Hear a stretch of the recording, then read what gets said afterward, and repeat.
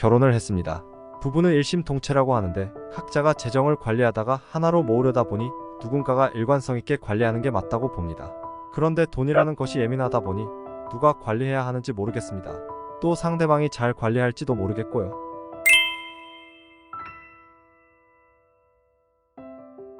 부부가 되어서 재정을 관리한다는 것은 굉장히 어려운 일입니다. 그리고 누가 알려주지도 않고요. 그다음에 누군가가 해오던 대로 하는 것이 습관화가 되어 있죠. 근데 이제 우리 세계는 예전하고 많이 달라졌습니다. 부모님 세대하고 달라졌고요. 그다음에 앞으로의 세대는 지금까지 살아온 것과는 또 다른 세계가 펼쳐질 것이고요. 지금 우리 젊은 사람들이 무엇인가를 결정 못하는 가장 큰 이유 중에 하나가 어떻게 살아야 되느냐, 앞으로 어떻게 살아야 되느냐, 이런 것들이 굉장히 고민일 겁니다. 그렇다면 돈에 있어서 가장 먼저 생각을 해봐야 되는 것은 누가 돈 관리를 더 잘하는가잖아요. 그게 남자입니까, 여자입니까? 그게 이제 문제인 거죠. 근데 저는 남자 때문에 관리를 잘하고 여자이기 때문에 관리를 잘한다고 생각하지 않습니다. 우리나라는 어떤 나라입니까? 자본주의이기도 하지만 신용사회입니다. 자본주의라는 것은 신용으로 바탕으로 부를 축적할 수 있는 사회잖아요. 그럼 결국에는 신용이 얼마나 높은가가 돈을 얼마나 잘 모을 수 있는 가능성이 있는가, 이렇게 귀결되는 것이죠. 그래서 일단은 두 분이 합치시는 게 가장 좋습니다. 사람들이 이제 그런 얘기를 하죠. 이혼할 때 어떻게 하냐. 근데 이혼이란 거는 결혼의 실패의 결과거든요. 그러니까 성공을 하는 결혼은 이혼을 생각을 하면 안 됩니다. 우리가 어떻게 헤어질 때 재산 분배를 어떻게 할 것인가, 이렇게 하면은 결국 결혼의 목적이 없는 거죠. 결혼의 목적은 무엇입니까? 결혼은 둘이 하나가 되는 것이 결혼이죠. 합쳐져서 육체적인 일치를 보고 정신적인 일치를 보는 것이 결혼입니다. 그런데 일심동체라고 해놓고 재산 하나 같이 가져갈 수 없다면은 그것은 사랑이 아니라 필요에 의해서 만나게 되는 것이라고 생각합니다. 나를 위주로 생각하는 세상이다 보니까 나를 중심으로 나의 행복을 위해서, 나의 쾌락을 위해서 하는 풍조가 너무 심해졌습니다. 그래서 배우자가 어떻게 사는가는 관심이 없고 내가 어떻게 사는가에 관심이 있다 보니까 이제는 그렇게 되는 겁니다. 너의 재산, 나의 재산, 같이 살지만 너의 방, 나의 방, 같이 살지만 너의 공간, 나의 공간, 이렇게 같이 살지만 개인이 더 중요시되는 그런 사회를 지금 살고 있는 것이 우리 세대가 아닌가 생각이 드는 거죠. 그렇다면 결혼을 왜 했는가를 생각을 해봐야 된다는 거죠. 결혼은 누군가와 연합되는 과정입니다. 이 과정을 거치지 못하면 우리는 항상 외롭고 우리는 항상 공허함을 갖고 살 수밖에 없는 거죠. 그게 배우자로 채워지느냐? 그거가 전부는 아니지만 배우자와 하나가 되는 그 연합을 통해서 우리의 외로움을 극복하는 방법도 배울 수 있고 또 누군가와 생각을 일치하는 것을 완성하는 것이 될 수도 있습니다. 그래서 일단은 돈은 같이 모아야 되는 거고 같이 자산을 형성해 가야 되는 거고요. 혼자서 모으는 것보다 둘이 모으는 것이 훨씬 더 효율적이기도 합니다. 그런데 누가 주체적으로 운영하는가에 대해서는 남자이기 때문에, 여자이기 때문에, 남편이기 때문에, 아내이기 때문에가 아니라 더 잘할 수 있는 사람이 맡아서 하면 되는 것이죠. 그러면은 그 재정적인 권력이 누구를 위에 서게 하고 누구를 밑에 서게 하는 그런 것으로 가면 안 됩니다.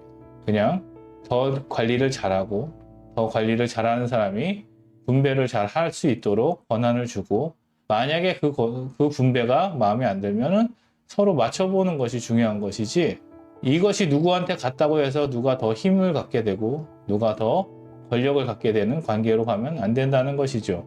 우리는 가끔 이런 착각에 빠집니다. 결혼의 목적을 잊어버리고 이혼할 것을 대비해 가지고 내 것을 어떻게 챙겨 놓을까, 이런 생각을 하는 거거든요. 그런데 이혼은 갈라서는 과정 중에 생기는 여러 가지 문제를 해결을 하는 것이지, 애당초 갈라지지 않는다면 이혼이라는 것은 성립될 수 없는 것이지요. 그리고 몇 번 말씀을 드렸듯이 결혼 전에 많은 고민을 한다면 결혼 후에는 어떻게 하면 이 결혼을 잘 이루어 갈까에 대한 고민을 하셔야지 이것을 그만둘까 말까를 고민을 하시면 안 되는 거죠. 그렇다면은 돈도 마찬가지입니다. 재정도 이 둘이서 목표를 가지고 그 달성해 가는 과정인 것이고 그 둘의 목표가 같아야 됩니다. 목표가 같지 않은 상태가 돼버리면 서로가 챙겨야 될 것을 생각하게 되는 거죠. 재산 형성에 있어서도 목표를 맞추셔야 됩니다.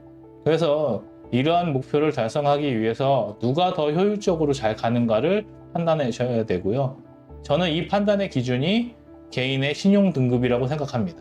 사람을 등급으로 나눌 수는 없지만 우리가 신용 등급을 잘 관리했다는 것은 무엇입니까? 금융 거래나 이런 거에 있어서 돈을 잘 관리해 왔다라는 증거죠.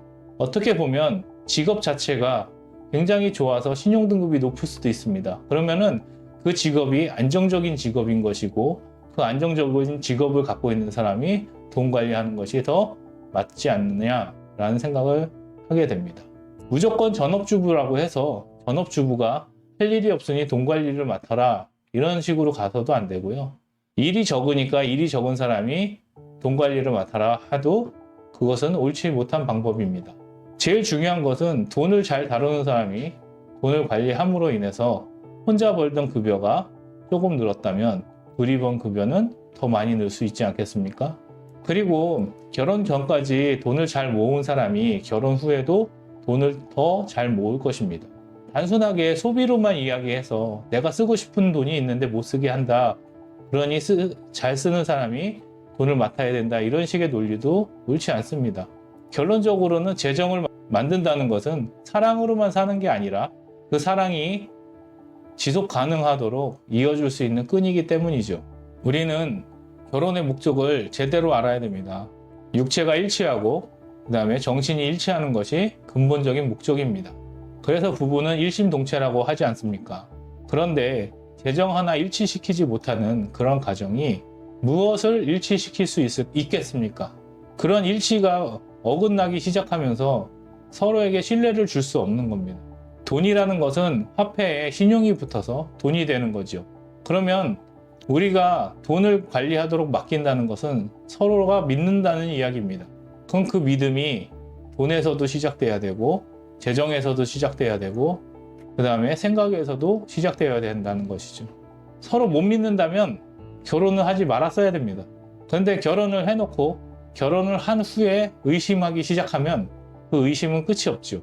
그래서 의심할 바에는 결혼을 다시 생각해 보라고 항상 말씀을 드리는 겁니다.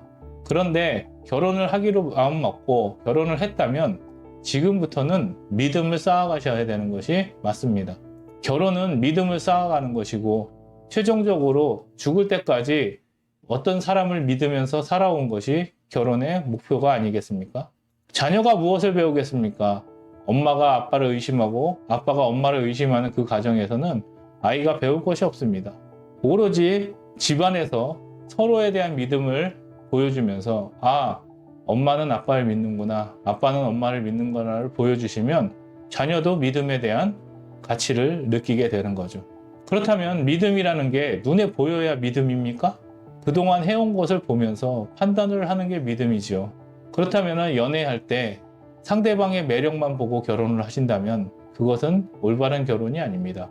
결혼이란 것은 내가 믿고 같이 갈 사람을 찾는 것이지 나와 같이 쾌락을 누릴 사람을 찾는 것이 아닙니다. 그런데 많은 사람들이 동반되는 쾌락에 집중을 해서 정말 찾아야 되는 결혼 상대의 목표를 자꾸 잊어버리는 것이죠. 그래서 믿음을 가지고 좀 더 잘하는 사람에게 맡기고 서로는 의심이 없어야 됩니다. 만약에 정말 매력이 있는데도 믿지 못하겠다라는 것이 가장 크다면, 솔직하지 못하다라는 생각이 든다면 그것은 결혼해서는 안 되는 사람이었던 것입니다. 그러니까 내 마음속에 드는 의심을 버리고 상대방에 대한 믿음을 갖고 결혼을 하는 것이 결혼의 첫걸음인데, 이 믿음 없이 결혼해버리니 상대방을 끊임없이 의심하는 결과만 나올 뿐입니다. 의심의 결과는 결국에는 이혼으로 가는 지름길인 것이지요. 설사 상대방이 믿음을 주지 못했다 하더라도 내가 믿어줌으로써 믿음을 유발하는 것일 수도 있습니다. 내가 믿어주는 걸로, 내가 이렇게 믿어준다면 상대방이 와 이렇게 믿어주는데 내가 어떻게 배신을 하겠냐라는 방법으로 갈 수도 있습니다. 하지만 결혼 전에 반드시 따져봐야 될 것은 믿을 만한 사람인가입니다. 그것을 끊임없이 확인해 보시고, 그게 확인이 됐다면은 누가 맞는 게 무엇이 중요하겠습니까? 하지만 좀 더 잘하는 사람이 맞기를 원하는 거고요. 그 기준이 신용등급이 아닌가 생각이 듭니다. 뭐 신용등급이 낮더라도 그 사람이 더 잘 관리할 것 같으면 그 사람한테 맡기면 되겠지만, 누군가가 맡아야 된다면은 그런 기준으로 맡아보시는 것이 어떤가 생각이 듭니다. 시청해 주셔서 감사합니다.